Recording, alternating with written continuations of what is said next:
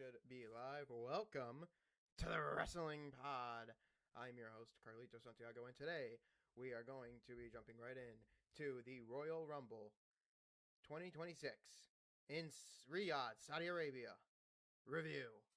If you guys haven't watched our watch-along, I would go check that out because those watch-alongs are amazing. You will get another one at WrestleMania, the two-night extravaganza. So without further ado, let's get into it. So,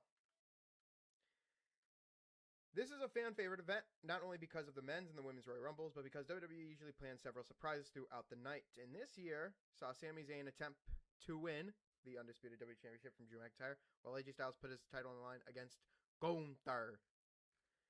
So, we kicked off with the women's Royal Rumble match. Charlotte spent most of her time in the ring, almost over an hour.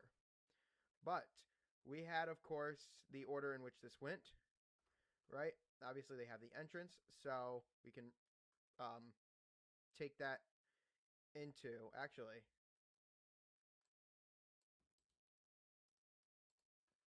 we'll do this, make it interesting. We'll do another, check this out.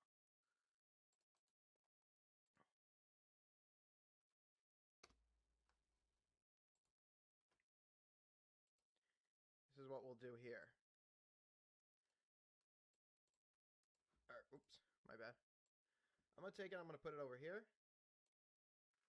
And I'm just going to have the women's like lined up so then I can read you guys, to make it easier this way. I know my face is like over here, but I think I'm going to do it right like this because it's better to like read it than it is to, So, the Women's Royal Rumble match kicked off the show. Charlotte Flair and Alexa Bliss started at number 1 and number 2. They teased, of course, each other a bit, throwing each other out or hitting each other's moves. It took until there was 8 competitors in the ring for the first elimination to take place, but the second and third followed quickly. So, in this, we had, of course, Charlotte Flair and Alexa Bliss. The next one was Kiana James, then Nia Jax, then Ivy Nile, Lola Vice, and then Candice LeRae, Jordynne Grace. Obviously, Candice LeRae, Lola Vice, and Ivy Nile were eliminated from this, but Lola Vice was the first eliminated from this match, which I don't know how I feel about that. Several feuds, past and present, were addressed throughout the match. Eliminations started coming at a regular interval, but they kept a healthy number of competitors in the ring at the given time. This match included some fun moments, but if there is one major complaint to be had, it is that everything felt a little too rehearsed. It felt a repeating pattern of each new entrant having short sequences of dominance before meshing with the rest of the competitors. It sounded like the crowd was enjoying themselves, but it was hard not to notice how choreographed everything was while watching on TV. And it felt like that. The way that they had this, they had Becky Lynch come in, they had Maxine Dupree, and then Natty followed up. Like, Natalya came in. And easily Maxine Dupree got eliminated. And then easily Becky Lynch got eliminated. So, there's not a lot of things to really, come about this. It wasn't a bad Rumble, but it was nowhere near the best we've seen from the women's division. And it was also a little disappointing that we didn't get any surprises from AAA or TNA stars. Which, true, we got more NXT stars. For example, Lola Vice, Kalani Jordan, fucking JC Jane, right? We had our final 4, though. Our final 4 were, of course, Liv Morgan, Raquel Rodriguez, Tiffany Stratton, and Sol Ruca. It really came down to that. Liv Morgan had to eliminate her own best friend, Raquel Rodriguez, from the match, and it came down to our final 3, which were Morgan, Stratton, Sol Ruca. They fought off the apron, all 3 of them. Sol Ruca was going for the Soul Snatcher, but got thrown by Tiffany, and then Tiffany Stratton was eliminated by Morgan. So, a lot of things here. Michael Cole did everything in his power not to say Daniel Bryan's name, with Brie doing the yes kicks. Because Brie Bella showed up. That was a big surprise. Brie Bella showed up at the very last moment, and that was interesting to see. Nia Jax did the DX crotch chop to the crowd when they chanted, "You can't wrestle." That's funny. Lynch being petty about handing the title to Jessica Carr was funny. Obviously, Chelsea Green got the save here, Alba Fire saved Green from being eliminated. That was pretty creative. So a lot of things in this Women's Royal Rumble match happened, and again, you can go watch me and Lewis's reaction to it from the watch along. But to watch this Royal Rumble was like the first. I mean, yeah, it was fun, but he was so obsessed with Brie Bella coming out. It was so it was insane to look at how many superstars came in, and I was hoping there would be a AAA or a fucking TNA star, or something big. There wasn't really anything big in this match. So as for grading, C plus seems like the overall grade. It was a predictable way to go. I predicted Liv Morgan to win, so that is one off of the block there. And it feels like we're going to see Liv Morgan face for the Women's World Heavyweight Championship. So moving forward, AJ Styles took on Gunther in what could have been the most anticipating match of the weekend. Styles putting his career on the line against the Ring General, who won their first encounter a few weeks ago. AJ Styles technically made him tap out, and he was looking to make sure he put Gunther down for good this time. Now, they started with a headlock sequence that saw Styles, I know you can hear that, that saw Styles trying to wear Gunther down. He also began to work on the Ring General's leg with some kicks to soften him up. Soften up the calf crusher. They pace themselves and use a lot of holds between short bursts of quicker moves. Styles was bleeding from a cut on his arm after he slammed it on the announce table. From a technical standpoint, this was a fantastic match. However, there were a few times it felt like they were taking it too slow. It kept the bout from reaching its peak until later than expected. It didn't make a big difference, but it was noticeable. Gunther may be one of the most dominant stars on the roster, but he did a great job making Styles look like a dangerous competitor by selling for him at the right moments. Gunther dominated most of the match, and you'd think AJ Styles would have a point. But Styles, unfortunately, came to pass out in this one. They had some convincing false finishes before it finally ended with Styles passing out in a sleeper hold. It's official. The career of the Phenomenal One has come to an end. The arena was almost silent because the fans couldn't believe it. While this was not the ending we were hoping for, they still put on a stellar performance. It may have been a bit long for some, but they filled that last 10 minutes with a lot of drama. And they finally found something for Gunther to be. Basically, another version of Randy Orton. Instead of a legend killer, he is a career killer. He ends the careers of old talent. Randy Orton could be on that list. The legend killer versus that could be a good, moment. Randy's not yet gone with retirement, but he's getting close. He's getting really close. It's nice to hear Cole mention Styles' time in TNA as being important to his career. Styles took off his gloves and then put them right back on, which could imply that Styles isn't done with wrestling just yet. He has one more company he would like to finish in, and I think that company is TNA. And it would be great. He still has a lot of chance. But for his time in WWE, it has come to an end. The pay-per-view that he literally stepped forth in, that I first saw him, and I did not know who he was, and I had to think back. Everybody was shocked and stunned to hear that it was AJ Styles. I think it's very impressive. I think it's very unique to see that AJ Styles could have one more shot and being going down in history as this year being AJ Styles' year in TNA. And, of course, WWE could mention that, those Styles' career is done here in WWE. It's not done anywhere else. So, graded a B+ for this. I think that's what we can save it as. Drew McIntyre defended the WWE Championship against Sami Zayn. The Undisputed WWE Championship was on the line in the next match where McIntyre defended the belt against Zayn. Going into this bout, the champ had a 11-0 record against the challenger, so Zayn was even bigger underdog than usual. As expected, the underdog from the underground was the overwhelming fan favorite. McIntyre tried to assert his dominance right away, but Sami Zayn didn't let him have the upper hand for too long. Much like Styles and Gunther, they paced themselves and took their time working out to big stuff. They didn't take it quite as slow, but they were getting in near falls as much earlier in the match than expected.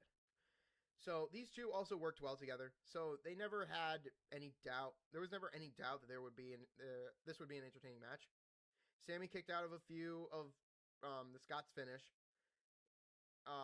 which kept the outcome from being as predictable as it may have appeared. This was actually the first match I predicted, which I got right, and I knew that was going to happen because they want to set up Cody, Jacob Fatu, and McIntyre at WrestleMania, or it's Cody and fucking McIntyre Mania. Anyway, McIntyre won as expected, but there was moments when Zayn felt like he might have actually won the bout, which also helped make the match more enjoyable. But McIntyre still walked out with the championship. It was also great to see that Sami Zayn was great at selling facial expressions. The announcers noted Sami Zayn was undefeated in Saudi Arabia heading into this bout, and the power bomb through the table looked pretty good. Sami Zayn sold it perfectly. But now we get to our finish, and this one, I'm telling you, I predicted this right. 4 out of 4 got right. You guys can go back and watch it if you guys don't believe me. The men's Royal Rumble match. So, Obafemi, Braun Breaker first started off. But as we got to Braun Breaker, and it's funny, because Obafemi ended up being draw number 1, because there was a argument that started on the early in the day before they started the show. Adam Pearce and Heyman got into a real argument about fucking around and finding out. Oh, and we fucked around and we found out. Well, Obafemi drew number 1, with Braun Breaker entering as number 2. He was then attacked by a man in a hood. The attacker hit a super kick and then performed a stomp, which made everyone assume it was Seth Rollins, which I'm assuming it's Seth Rollins. And I will pull up the review soon, or the WrestleMania, so I'll talk about that. So Obafemi easily sent Braun Breaker over the top rope for the first elimination. Braun Breaker being eliminated first. Great. Slow down his momentum. Only to pick it back up again. The Ruler eliminated the first 5 people before Priest showed up and offered him a real fight. The ring general. The ring started filling up, and by the time we got to 20 men having entered and 11 were still active, Rhodes was close to saving himself from the elimination when McIntyre showed up out of nowhere and delivered a Claymore that fucking eliminated him from the match. Fatu was distracted by this. Now, Fatu came into the match very late, later on, distracted by this and allowed Roman Reigns to eliminate him. Okay? But there is something else to be mentioned about this as well. A lot of people got a lot of things to talk about here. So let me slow down. All right? So Solo Sikoa came in, Rey Mysterio came in, Rusev came in, Matt Cardona came in, all eliminated. Damian Priest, Javon Evans, Mr. Iguana, Trick Williams, Cody Rhodes, El Grande Americano, Luke Kaiser, and then the original American El Grande Americano, Chad Gable came in. But right after this, we got a little Roseanne kick in, right? And then it started to sink in that Powerhouse Hobbs, also known as now Royce Keys, is a part of the WWE after giving a W to Tommaso Ciampa. A bunch of other people came in, of course. LA Knight, Brock Lesnar, Jey Uso, Roman Reigns, Penta, Randy, and then Gunther was the last one in there. So, Femi and Evans both had strong performances in this match, but neither made it to the Final Four. The Ruler lasted longer than most of the others, right? And the longest person it doesn't say who lasted the longest. I'm just going to say that the Obafemi lasted probably longer. But Brock Lesnar eliminated the Ruler. Brock Lesnar and Brock Lesnar and Obafemi in the ring together looked pretty fucking good. Both dominant in their own selves. Anyway, and tied Roman Reigns for the most eliminations. So he is looking strong heading into the main roster push. Logan Paul, Roman Reigns, Gunther, Randy Orton took a moment to reset when it came down to them just in the ring. They paired off. Paul was the first to get tossed out. The Tribal Chief and the Ring General were the final 2 when it came down to it.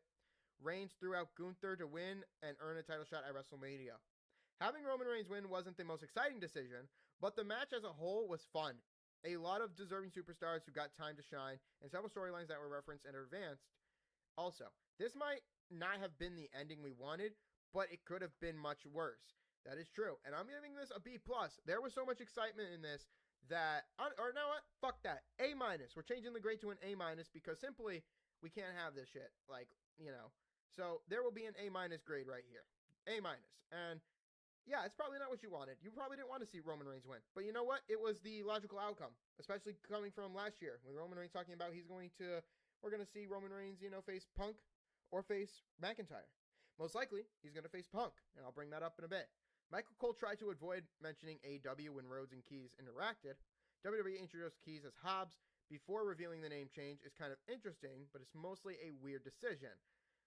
The Americanos were eliminated back-to-back, too, as well, seeing that, people were, doing the Spider-Man meme. Kind of funny. Jay's entrance took so long that by the time the music stopped, Roman Reigns was ready to come out next. And, of course, they did it again. But Roman Reigns teased that and fucking shut him down. But what was the overall grade? Well, the 2026 Royal Rumble... Let me pull this up before reading this.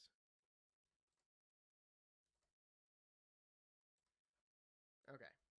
The 2026 Royal Rumble might not have go down in history as a bad show, but it won't be considered one of the top 10 Royal Rumbles either.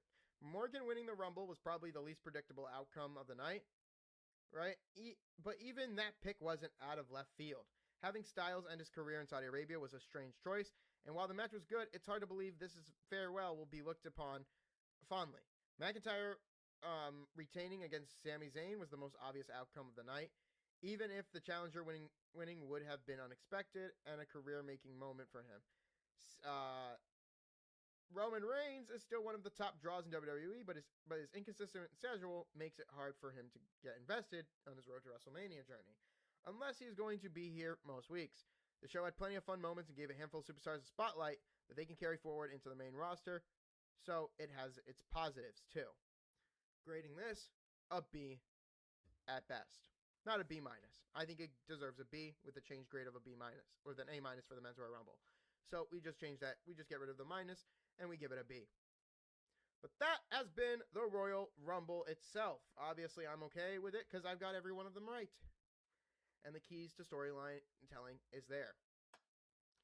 Now I can talk to you guys about my thoughts on WrestleMania 42, and this is it, right here. Everybody can get all pumped up for it. Everybody can get all hyped for it all you want, but this is how I see it going.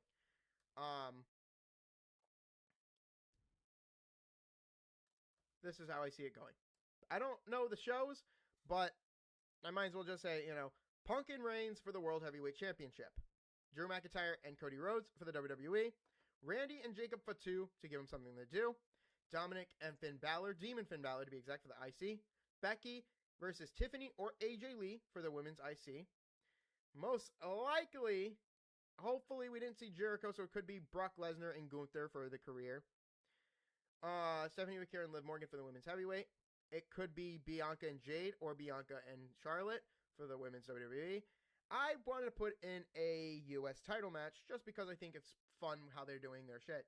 So Carmelo defends it against a bunch of superstars that's on SmackDown. Most likely it could be 7, could be even 8 if we find another person. But these are the men I put into this match. I think it's a ladder match, but this is a good amount of people. Rhea Sky. Ripley and Sky defend the titles against the Bella Twins at WrestleMania. And Seth Rollins and Braun Breaker to give us another kind of, shtick. It's just there.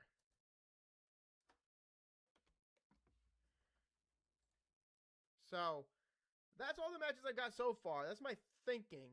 But we'll have to find out in the later weeks. We still don't know who they are choosing. And until then, we have that. But I want to set up another thing because we have the Elimination Chamber. So, one thing to set up here is the Elimination Chamber qualifying.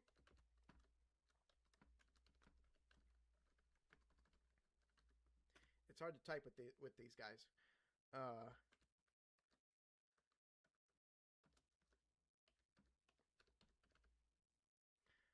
So, here's what I'll do.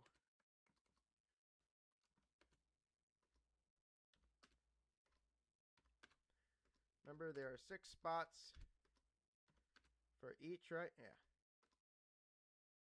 So,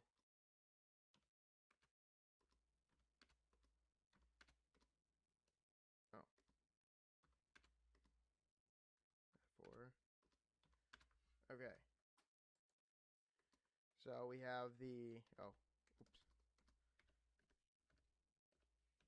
we have the men's. And I know they're probably going to do it on Raw, just to start us off, right? And we have the women's. So, we're back at it again with this, okay?